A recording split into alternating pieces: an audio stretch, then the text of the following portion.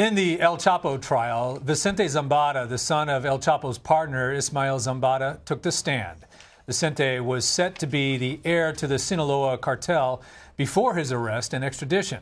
Zambada confirmed what previous witnesses testified, including corruption. He told the court about how Joaquin El Chapo Guzman rebuilt his empire when he escaped from prison and about his deadly feuds with rival cartels. Vicente Zambada will take the stand again later on this morning.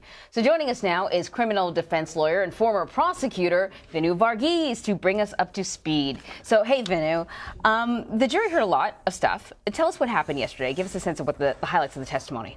Well, Vicente, the son of El Mayo, right? El Mayo said something really important, and I think this potentially is going to play to the defense strategy. He said, "My father is the head of the Sinaloa cartel." So he provided a ton of information about El Chapo, but he confirmed that his dad is the one who ran the Sinaloa cartel. And then when El Chapo escaped from prison, he was the one who helped rebuild, as you just mentioned, El Chapo's network, because he gave him a cut because it was too dangerous for El Chapo to be doing the work himself.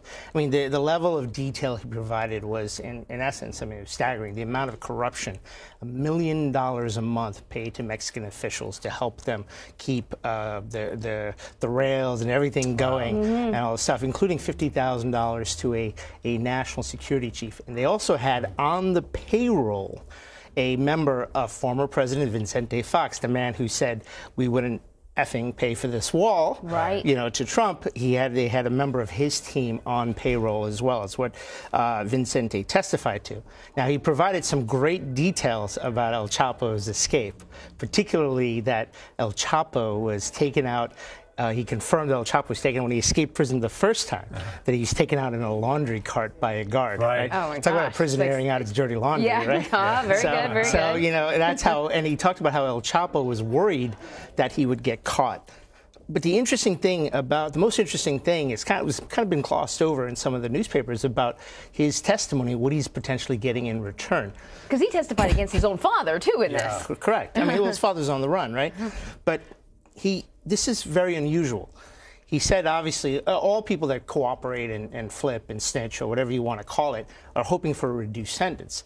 But in his case, he said that he was also potentially promised a visa to come to the United States. Whoa. And that's really interesting because the Immigration and Nationality Act prevents judges or anybody from changing the rules of the game. So prosecutors have no power to compel the immigration authorities to give a visa. So the fact that he believes he's going to get a visa or potentially get a visa is really, I think, ammunition for the defense to say he's making up most of this stuff. All right, well, so he's a new actor in this drama. So who is Vicente Zambada? What kind of access did he have to information at the cartel, do you think? And really, what is he doing? How much is he putting himself at risk by testifying here? Well, I mean, that's an interesting question. If I'm the defense attorney, and you know, I'm here talking to you, I'm not representing El Chapo, I would say that this is just all part of the game for him to have his cake and eat it too, right? He left the cartel. He's probably not safe in Mexico, right? That's why he wants to stay here in America and get a visa and hopefully get out of jail after 15 or so years. But he had access. I mean, he was involved since he was 15. He is the son of the head of the Sinaloa cartel. So, I mean, I think that you know, he does have access to the information. Now, the question is he telling the truth on everything? And I think this is something for the defense to exploit. But if he then testifies that it's his father who's actually running the cartel, then how does that work for the prosecution? It sounds like he's a great witness for the defense, and he's going to be on the stand again today. Well, he's not absolving El Chapo. Right. He's telling him that El Chapo ran it with his father, right? And that his father was dead.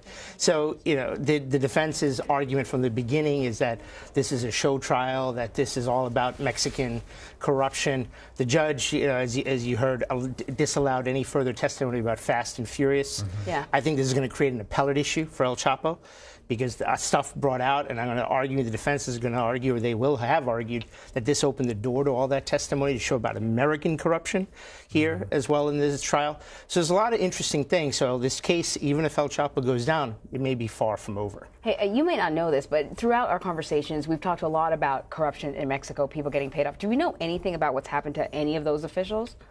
No, we haven't heard anything about it. Wondering if they're sitting cool in their Hill's wine bars or not. And we have to go, but is this playing big in Mexico?